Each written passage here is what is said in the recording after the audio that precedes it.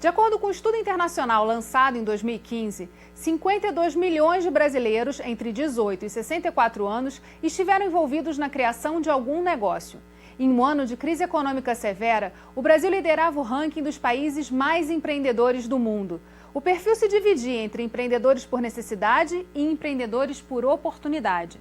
Nessa edição especial Agenda de Futuro, os entrevistados afirmam que o empreendedorismo deve ser prioridade para a retomada do desenvolvimento econômico do Estado do Rio em 2019. É importante lembrar que 25% das pequenas e médias empresas no Brasil fecham as portas em até 2 anos. E um dos fatores que contribui para o insucesso desses negócios está lá atrás, na escola. Aprender a empreender, portanto, deveria começar no ambiente escolar e dentro das universidades, com estímulo também à capacidade de inovação dos alunos. O Rio em Foco Especial Agenda de Futuro está no ar.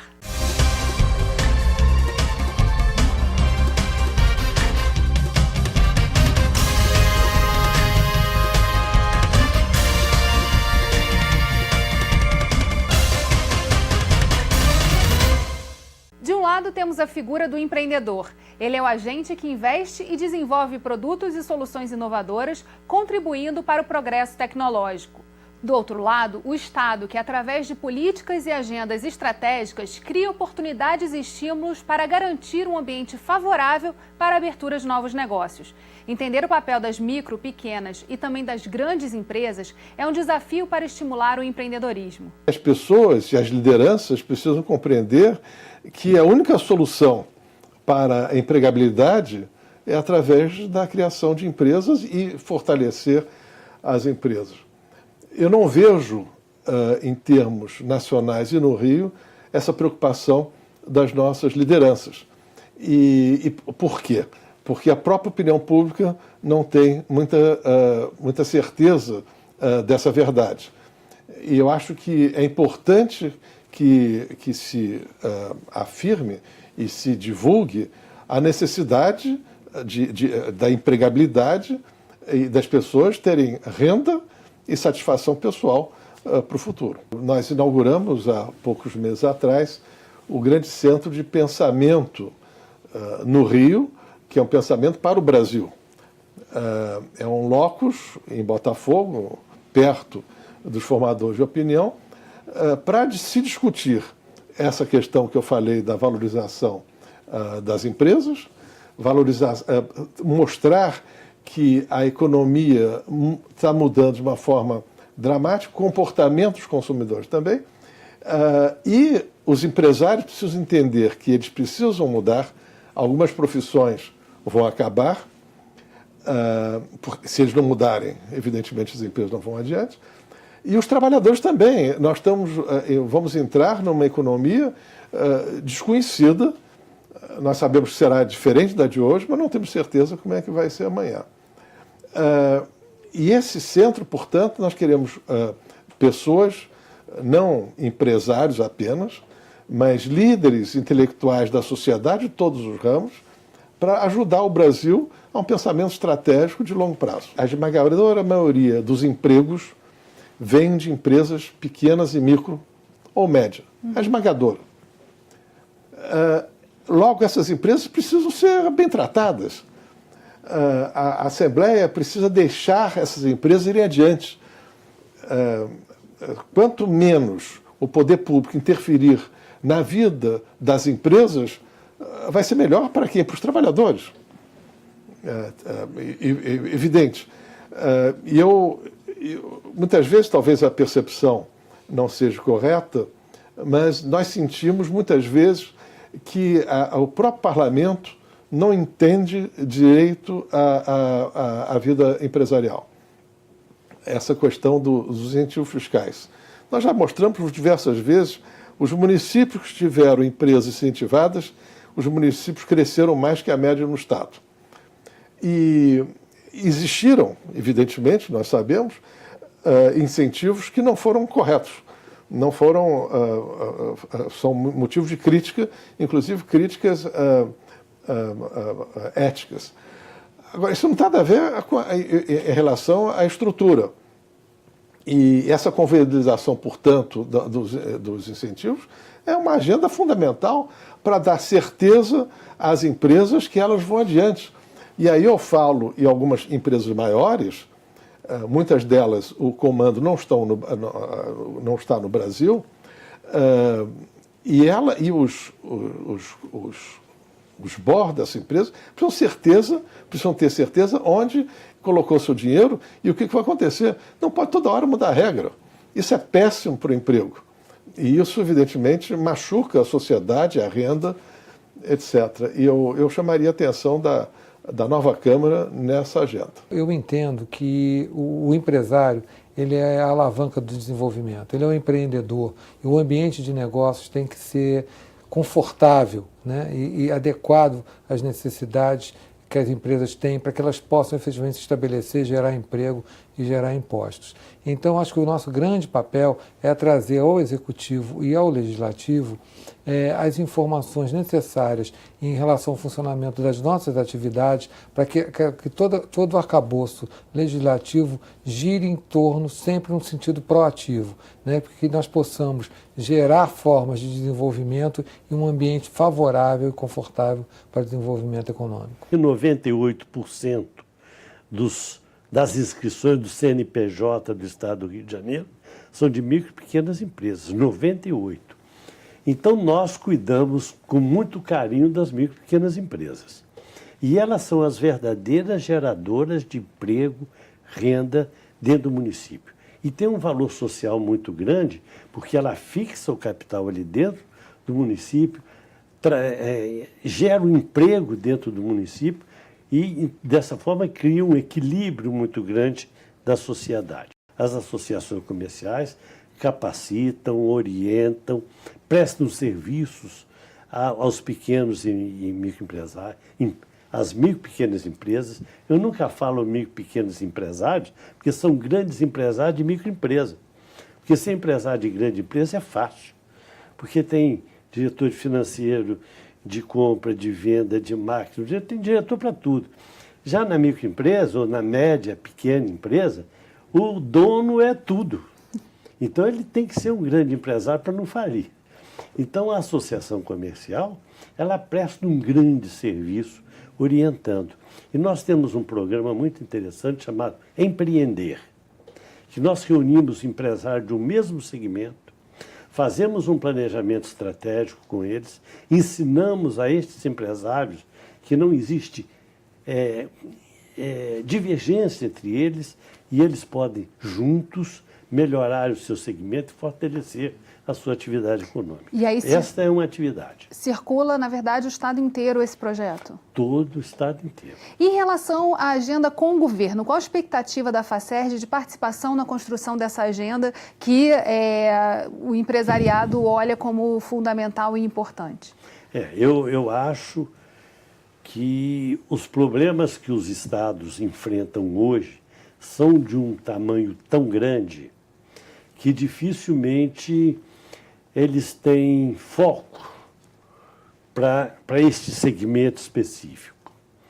Mas no momento em que o Estado olhar para os bairros, para as cidades do interior, para criar melhores condições para esses municípios, condições de saneamento, de transporte, até recursos para suprir as necessidades de educação, saúde, saneamento desses municípios, com certeza eles estarão ajudando o município e essas empresas estarão ajudando o Estado como um todo através dos seus tributos. Existem algumas opções na hora de empreender. Uma delas é abrir uma empresa ou optar pela cooperativa. O primeiro passo para decidir qual caminho seguir é saber a diferença entre elas e de que forma se adaptam às necessidades de cada empresário. No estado do Rio, o número de cooperativas abertas ainda é baixo se comparado com os demais estados da federação. No ranking, a liderança fica com São Paulo, seguido por Minas Gerais, Bahia e Pará. Na verdade, eu acho que faltou por parte da nossa instituição, ao longo dos anos, por parte das próprias cooperativas, de colocarem o negócio cooperativo, a visão da sociedade como uma solução. Nós temos estados que são extremamente fortes na área do cooperativismo, né? Grandes cooperativas, Aurora, Copersuca, o nosso Açúcar União, né? São cooperativas que a gente não percebe. Mas no Rio nós também temos grandes cooperativas, né? Em que áreas? O agronegócio aqui no Rio tem uma área bem desenvolvida, cooperativas de leite, Macuco, Barra Mansa, Duas Barras, que são cooperativas muito focadas na agricultura familiar, mas que empoderam essas famílias. Na área agroaçucareira, a maior usina agroaçucareira do estado hoje é a Coagro, em Campos, e é uma cooperativa. No sistema bancário, a gente tem muito a crescer também com nossas cooperativas bancárias, o Sicob, o Sicredi, cooperativas de crédito, que vão efetivamente dar a possibilidade de uma bancarização maior à nossa sociedade e um tratamento muito mais justo na relação cooperativa e sócios ali na relação bancária, né? Transporte também é uma área que se desenvolve muito aqui no Rio de Janeiro, tanto de passageiro, cooperativas de táxi, quanto na área de carga também, com grandes cooperativas de carga operam aqui no Rio de Janeiro. Praticamente hoje 60% do que sai da Reduc é operacionalizado por cooperativas de carga. Então temos setores aqui que são importantes. Nós temos 13 áreas de atividade econômica que se englobam dentro do cooperativismo, né? Habitacional tem muito a crescer, o ramo habitacional no Rio de Janeiro, que é uma solução viável, as pessoas se juntam, montam aquela estrutura e podem ali construir suas casas. Tem até recursos do Minha Casa Minha Vida que são destinados a essas cooperativas, a gente vai fazer um trabalho de fomento nessa área com eles. Quer dizer, na verdade, nós participamos como um todo da vida econômica do Estado, se a gente for contar onde as cooperativas efetivamente atuam. Para o presidente da OCB Sescop, a cooperativa pode ser uma solução para a crise econômica. Um dos maiores desafios é fortalecer a relação do Estado com o cooperativismo. Esse é o nosso grande desafio hoje. Perceber que aquela atividade econômica ela tem todo um cunho social envolvido atrás. Que esse recurso não vai sair daqui de uma multinacional de leite, vai parar lá na Suíça. Ele vai ficar aqui na região, ele vai ficar aqui em Barra Mansa, em Macuco, em Carmo, né? Então, essa percepção que eu acho que falta nós levarmos para a sociedade como um todo e principalmente para a Casa Legislativa, que os nossos deputados percebam um importante papel que o cooperativismo tem e pode, ainda mais nesse momento de dificuldade, ser uma grande solução. A nossa visão é de construir uma relação muito próxima com o parlamento e construir soluções, né? A gente tem casos emblemáticos aqui, nós não temos, por exemplo, um vogal na junta comercial que trate do cooperativismo, que entenda do cooperativismo, né? Que julgue processos com uma visão voltada ao negócio cooperativo. Então, são ações importantes que a gente precisa fazer, é estabelecer uma relação maior entre a OCB e o parlamento e levar para eles isso como uma solução. Nos momentos de crise, o cooperativismo costuma crescer muito. Você pode ver agora, até numa imagem nacional, o cooperativismo de crédito tem crescido gradualmente, porque as pessoas começam a perceber que é um tratamento mais justo, igualitário, que elas são donas do negócio, elas participam efetivamente daquele negócio. Então, eu acho que o nosso papel como instituição é trazer para esse parlamento, para essa legislatura, o conhecimento do negócio cooperativo, desse novo modelo econômico e social, que muitas vezes fica distante. Afinal de contas, vivemos numa sociedade capitalista e é só com educação, formação e apresentação desse modelo que a gente vai conseguir conquistar nosso espaço. A gente vai para um rápido intervalo e voltamos já. Rio em Foco aqui, política e economia caminham juntas.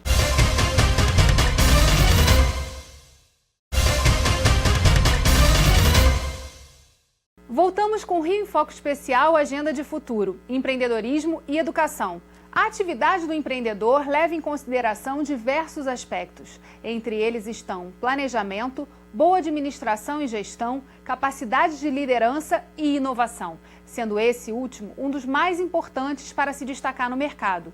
Ainda assim, muitos empresários possuem todas essas características, mas acabam fechando as suas portas.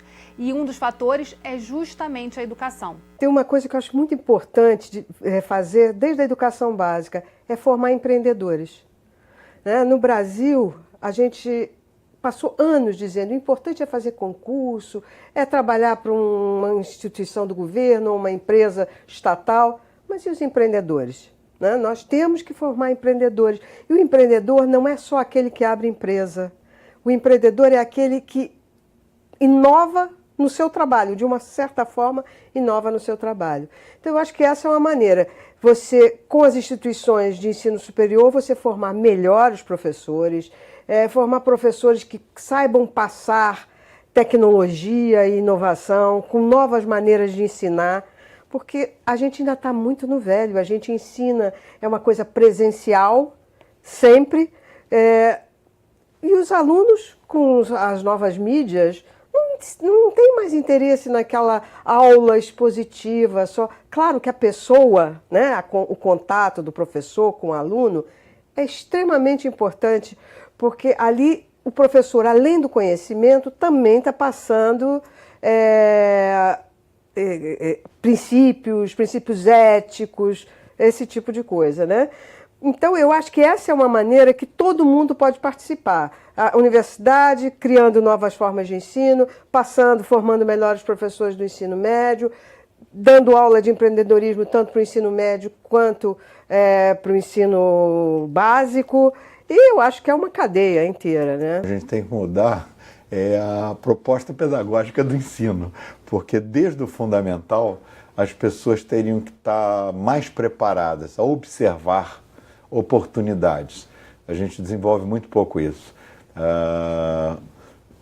Nós somos preparados para termos conteúdos básicos, né, de leitura, de cálculo, etc., mas nós não estamos preparados para conviver com os outros, montarmos equipe, trabalharmos, nos conhecemos um pouco mais e conseguimos enxergar as variáveis econômicas de um país para encontrar oportunidades. A gente não tem isso. Infelizmente, apenas 38,7% das faculdades no Brasil investem em iniciativas empreendedoras. Existe a disciplina empreendedorismo em todos os cursos, é uma disciplina comum a todos os cursos, mas muito mais do que a disciplina é a cultura empreendedora que deve ser incentivada, né? Então nós temos uma parceria com o Juntos pelo Rio, Encontro Empreendedor, que são grupos que trabalham a cultura empreendedora dentro das universidades e também dentro da instituição. A gente tem uma agência modelo, agência júnior de publicidade,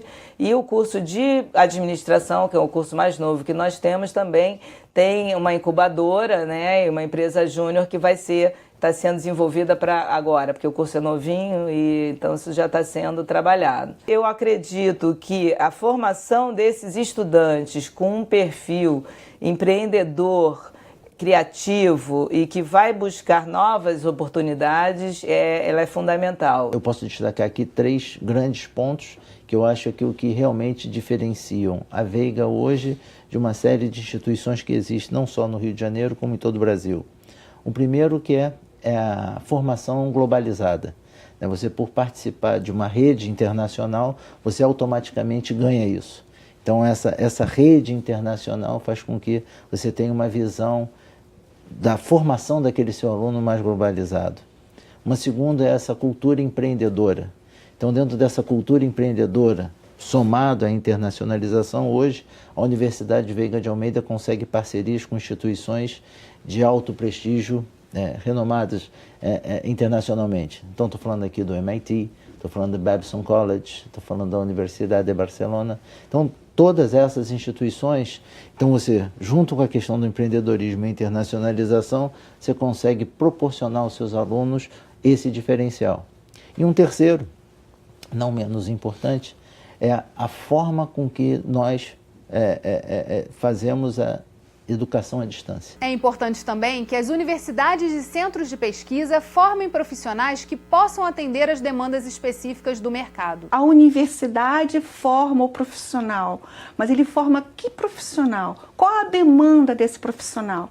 Não adianta a universidade, ela é dinâmica, né? Então, se a gente fala em traduzindo isso em desenvolvimento econômico, os cursos que essas universidades oferecem, né, de graduação também devem ser dinâmicos de forma a se adequarem às necessidades desse desenvolvimento econômico. Agora, ainda não há uma clareza, na verdade, de quais são as demandas efetivas dentro do Estado. Não há uma clareza, mas assim, o que eu entendo é que existem muitos dados, né? Eu acho que os centros de pesquisa, as próprias universidades já têm muitos dados, né? Esses dados que precisam ser analisados, tá? E aí transformados, sim, em ações e estratégias, né? Eu acho que falta essa discussão. Por isso eu acho importante essa discussão que se faz nessa Câmara, porque justamente a Zona Oeste atende que setor? Né? É até interessante, né? Na Zona Oeste, por exemplo, a gente tem as indústrias metal-mecânica, então as engenharias têm uma importância. No início acreditava-se a graduação tecnológica, na verdade é uma formação mais rápida, mas hoje no Brasil a graduação tecnológica não é bem aceita pela empresa, né, pela indústria. Ele quer um engenheiro. Então a gente começa a UESO a se modificar, cria escola de engenharia. Que tipo de engenharia? Engenharia de produção, engenharia de materiais, né, a engenharia em processos metalúrgicos. Por quê? Porque a demanda da região é metal-mecânica. Na área de saúde, que cursos na área de saúde a UESO pode criar com base na demanda da Zona Oeste? A gente tem hoje lá indústrias na área farmacêutica, está sendo implantada agora uma planta de biotecnologia em saúde, né, uma planta de Biomanguins, que vai ser coordenada. Então, a produção químico-biológica, então ciências biológicas com foco em quê? Em produção química e biológica, em farmácia, devido aos insumos biológicos, né? A região da Zona Oeste, por ser uma região densamente povoada, né? E por ter uma maior arrecadação de IMS, por isso maior quantidade de empresas prestadoras de serviço, se faz importante o quê? Se faz importante cursos na área de tecnologia, de informação, de desenvolvimento de sistema, para proporcionar, para você qualificar ainda mais essa prestação de serviço. E essa visão estratégica é fundamental. Sim. Então, eu acho que essa discussão tem que ser feita, não só em relação à Zona Oeste, mas em relação a todas as regiões do Rio de Janeiro, para que veja que a demanda a universidade pode atender, de que forma mais positiva ela pode contribuir para esse desenvolvimento social e econômico no Rio de Janeiro. De todos os estados brasileiros, o Rio concentra o maior número de centros de ensino, pesquisa e inovação.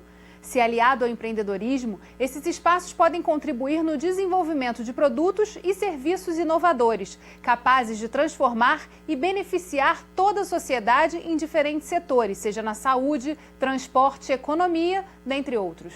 O Rio de Janeiro tem essa vocação de tecnologia, de inovação. Se você pensar, são 4 universidades federais, com vários campi no estado todo. São 4 universidades ou institutos federais aqui também. 4 universidades estaduais, mais o Instituto Federal, né, que também entra no lado do federal.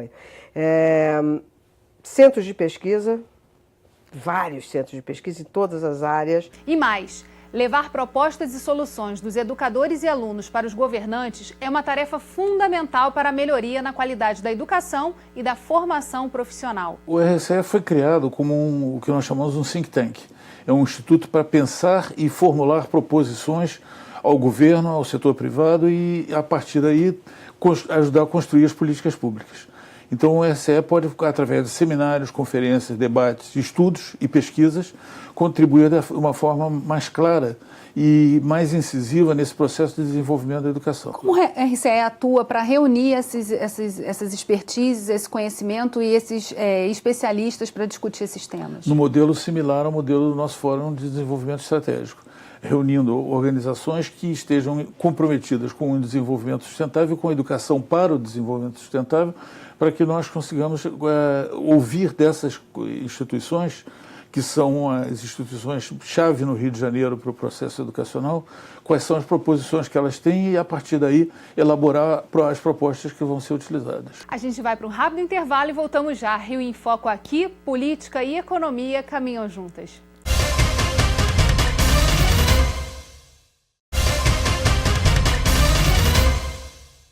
Vimos até aqui que não existe desenvolvimento econômico sustentável sem aumentarmos os níveis de educação e inovação. A pesquisa e desenvolvimento associada a um planejamento estratégico entre as universidades e o setor produtivo é que vai estimular essa melhoria na qualificação tecnológica do setor produtivo. E esse é o DNA da UESO, né? Que é das universidades estaduais a mais novinha, né? Ela é a mais novinha, mas que está sendo construída, na verdade, né? A UESO ainda, né, criada em 2005, com autonomia em 2009, ela ainda precisa ser consolidada, né? Porque a UESA, até para desempenhar esse papel e se tornar realmente o centro de referência, principalmente numa região de demanda, né? Onde estão localizados 4 distritos industriais, uma região que na verdade, que corresponde a 45% da população do município do Rio de Janeiro, maior área de arrecadação de ICMS, né, com baixo, existe uma grande variabilidade do índice de desenvolvimento humano, né, que é muito baixo na região da Zona Oeste. Então, ela tem um papel importante, mas a UESA precisa ser consolidada, ela precisa realmente ter um campus próprio, ela precisa ter uma lei que realmente confira a ela a autonomia universitária para trabalhar nos três eixos, né, que é ensino, pesquisa e extensão. Em relação ao legislativo, o que tem que estar no foco dos deputados nesses próximos 4 anos para que o ensino, pesquisa e desenvolvimento, de fato, se concretizem pelas instituições estaduais do Rio? Eu acho que tem, na verdade, que nesses próximos 4 anos, eu vejo que, primeiro, algo já iniciou, né? Eu acho que o Fórum, né, de Desenvolvimento, né, de Planejamento Estratégico do Rio de Janeiro já iniciou na sua Câmara Setorial de Tecnologia uma grande mudança, que é a adequação da Lei de Inovação, que é uma lei federal, à realidade do Rio de Janeiro, né? Eu acho que criar essas políticas de desburocratização para que o produto, né, possa ser mais fácil, sair mais fácil, né, de gerar a propriedade intelectual de uma forma mais, vamos dizer assim, sem tanta burocratização, sem tantas taxas, né? Eu acho que essa lei de inovação, agregando serviço, então eu acho que isso já facilita muito, né, essa relação no desenvolvimento tecnológico, essa lei de inovação. Inclusive, ela permite uma maior interação, né, da indústria com a academia, isso já é um fato. O outro é o investimento realmente em pesquisa e desenvolvimento aliada a agências de fomento, visando principalmente desenvolvimento de projetos e produtos no setor produtivo. Em janeiro de 2016, o novo Marco Legal de Ciência, Tecnologia e Inovação foi sancionado em Brasília. A principal proposta é aproximar as empresas e universidades para a criação de produtos e processos inovadores. Paralelo a isso, o Estado do Rio está trabalhando para adaptar sua lei de inovação e contemplar as necessidades do ecossistema de inovação fluminense ao novo marco legal. O Estado começa primeiro tendo uma lei da inovação dentro do novo marco legal, onde ele abre a porta para os municípios do que são esses territórios de inovação, como é que se podem construir esses territórios de inovação, como fazer com que os atores do território de inovação trabalhem juntos.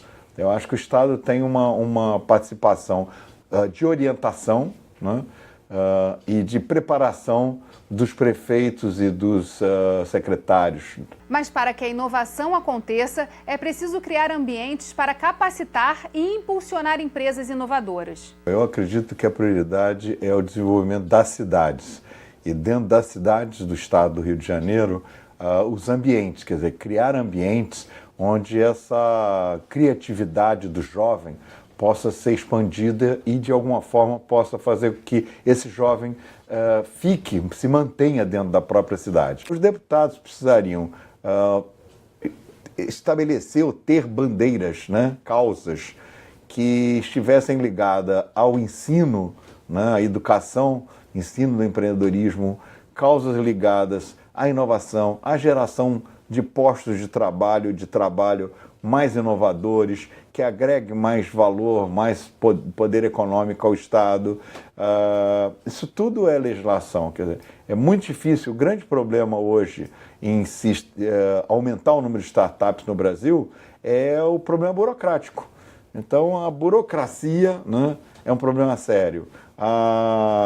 As condições de vida para as pessoas aqui, para atrair capital intelectual, reter capital intelectual, tem que serem propícias. Eu preciso de segurança, eu preciso de facilidade de mobilidade, quer dizer, todas as ações do Estado e das cidades estão envolvidos diretamente na nossa qualidade de vida, o que vão fazer com que a gente seja mais inovador. O Rio em Foco Especial Agenda de Futuro fica por aqui. Para assistir todos os programas dessa edição especial, acesse o nosso canal do YouTube ou o site do Fórum de Desenvolvimento do Rio.